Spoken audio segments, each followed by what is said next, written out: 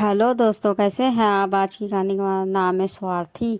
Train में चमेली के बगल में एक सुंदर सा पुरुष आकर बैठा तो सहज ही उसकी नज़र उसकी तरफ चली गई। मगर उसका चेहरा देखते ही वो मंत्रमुग्ध हो गई, क्योंकि वो तो उसका पहला पति शैलेश था। वो एक टक शैलेश को देखे जा रही थी, मगर शैलेश ने एक बार भी उसकी तरफ नहीं देखा।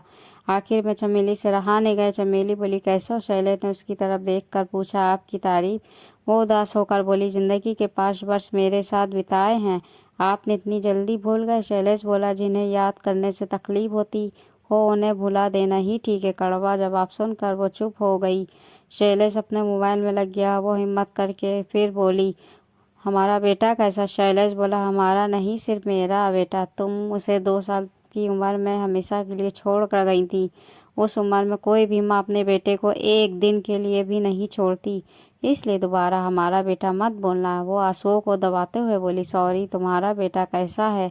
अब तो 14 बरस का हो गया होगा। वो बोला, अच्छा है, हॉस्टल में रहकर पढ़ रहा है, उसी से मिलकर आ रहा हूँ। हर हफ्ते मिलने जाता हूँ ताकि वो माँ की तरह पिता से भी नफरत ना करने लगे। लाख कोशिशों के बाद भी चमेली आंसुओं को नहीं रोक सकी। बोली, एक बार मुझे भी उससे मिलवा दो प्लीज। शैलेश ने कोई जवाब नहीं दिया तो वो फिर बोली, दूर से देखकर चली जाऊंगी। शैलेश द्वारा स्वर में बोला, नहीं अब नहीं, पहले आती तो मिलवा देता। अब हम दोनों तुम्हारे बिना जीना सीख गए हैं, प्लीज दखल मत दो। चमेली बोली, आपकी पत्नी नहीं है इस बात में। शैलेश फीकी सी हंसी हंस कर बोला, सब तुम्हारी तरह नहीं होते। तुमने पैसों के लिए बेटे और पति को छोड़कर दूसरी शादी कर ली, मगर मैं इतना नहीं गिरा। बेटे को सौतेली माँ के हवाले नहीं करना था, इसलिए मैंने दूसरी शादी नहीं की।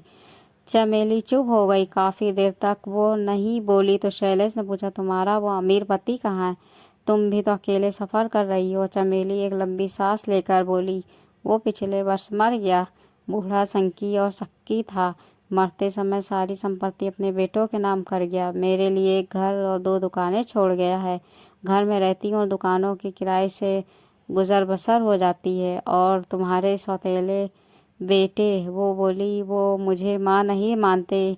उनकी शादी हो गई, अलग घर में रहते हैं। फिर वो थोड़ा सा शैलेश की तरफ सड़कते हैं बोली, अब मैं बिल्कुल अकेली हो गई। रात दिन तुम्हें और अपने बेटे, सॉरी, तुम्हारे बेटे को याद करके रोती ही रहती हूँ। इतना कहते हुए चमेली की रुलाई आ गई।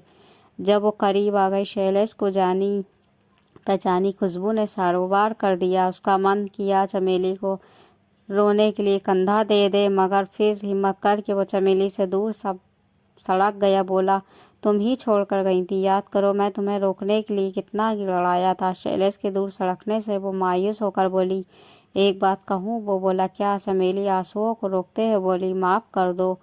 वो चुप रहा, एक आखिरी मौका दे दो प्लीज़, मुझे अपने साथ रख लो। शैलेश बोला, कितनी स्वार्थी हो तुम।